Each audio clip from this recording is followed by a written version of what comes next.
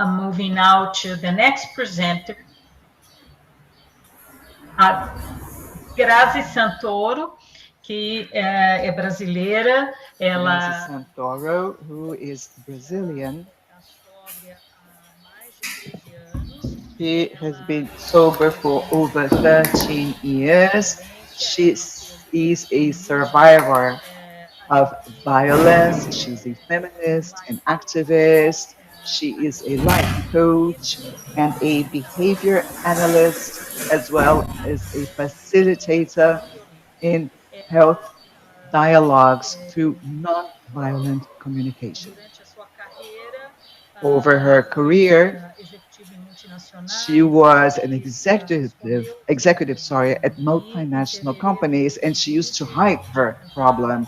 But in 2020, she was tired of hiding the situation, and with the absurd increase in the number of women who were alcohol user in Brazil, she then founded and consolidated the Women's Alcoholism Association. She's founder and current president. It was created by women for women who might be having problems in alcohol use. So I'm going to share Grazi's presentation now. Grazi. Obrigada Maristela, obrigada Organização. Thank you, Maristela. Thank you, Pajo, for inviting me. I am very moved, and I'm also very nervous about this. We started our association in less than a couple of years. In February 2022, we will be 2 years old, and the initial idea was to create some shelter for women without judging them, without any prejudice. Our mission is to help women who are undergoing through suffering due to the fact that they drink in a certain way, and we have given shelter to more than 1,000 women in all the Brazilian states, and some that are living abroad, like the US, Portugal, Italy, Ireland, and England. And we are committed with the 2030 agenda of the UN in order to empower these women and show them the power that they have when they stop drinking.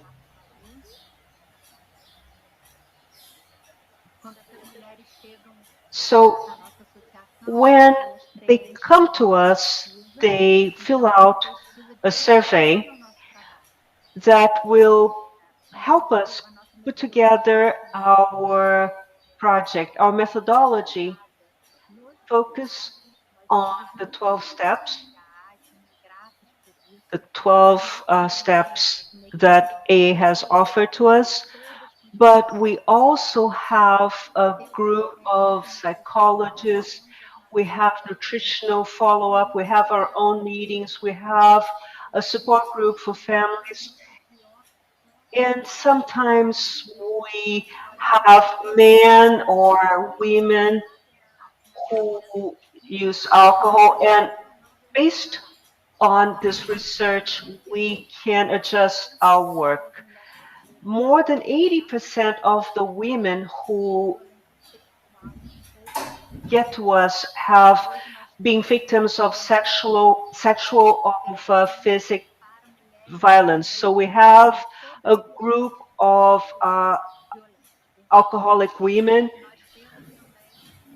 who receive support to survive this violence. We also have a specific group to help women who use alcohol but are mother and are feeling guilty because they see themselves as not being good women. And we talk about balance in education, showing that it's not just up to them, and help these women to overcome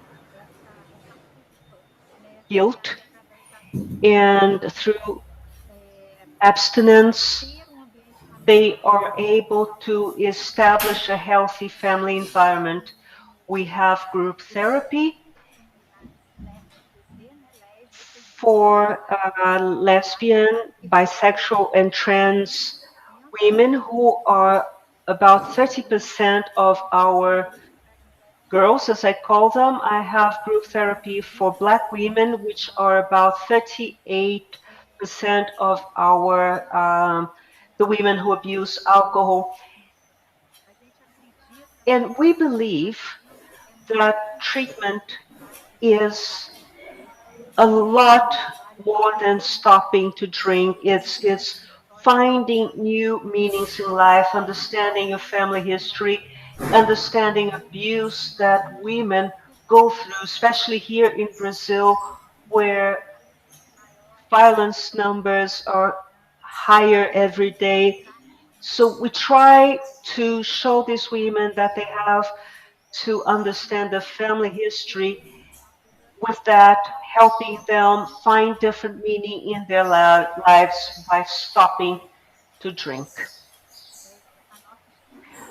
Our structure is configured as such, and basically our work structure is made up of voluntary work, either former or current alcoholic women, and we have 17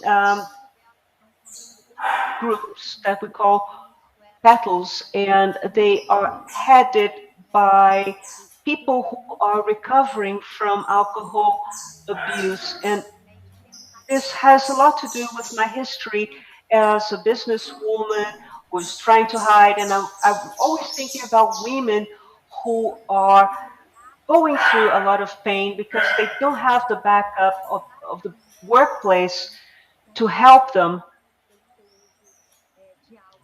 and help them overcome the alcohol abuse. So we here show that our association with nonprofit is headed by powerful women who are alcohol users, but they are recovering from alcohol abuse. So we are more than 57 people working as voluntary. And I would like to thank everybody who's here with us. This is our fight. This is our cause. This is what we build daily with a lot of love. So we have 57 people working with us. All of them are psychologists. They work with recovery. And in December, we are going to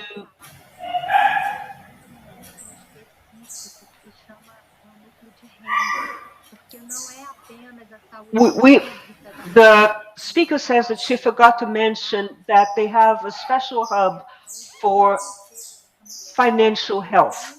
So most of the women here come from a situation of abuse and violence, and we have to help them, not just stopping with the drinking, but help them find a new place professionally. 40% of our women are employed, and they have to be emotionally and financially independent. Our funding is due to voluntary contribution by the women who support us selling of our products like mugs, t-shirts, and agendas for 2022. We're going to have a 2022 workshop that will discuss a healthy, sober life. And in order to be sober, we have to take care of our health, to take care of life in society, and how this life is joyful, not just considering the problem, but also considering the solution. Our funding is based on this type of contribution. And with this slide, I would like to thank all the organizations in Brazil who have been caring for us and have been a shelter to all these women. I am very grateful to all of these associations, including to the AA. We take our ladies, we are a bridge between the women who come to us and these other associations, and they feel safe and strong to be part of these meetings. So this is my last slide, and I would just like to say thank you so much for all of us, for all of those who are part of our petals and who believe in our project. Thank you, Maristela, for all of your support and all the love you have given us. Thank you. It's very moving to hear your presentation. It's great work. So now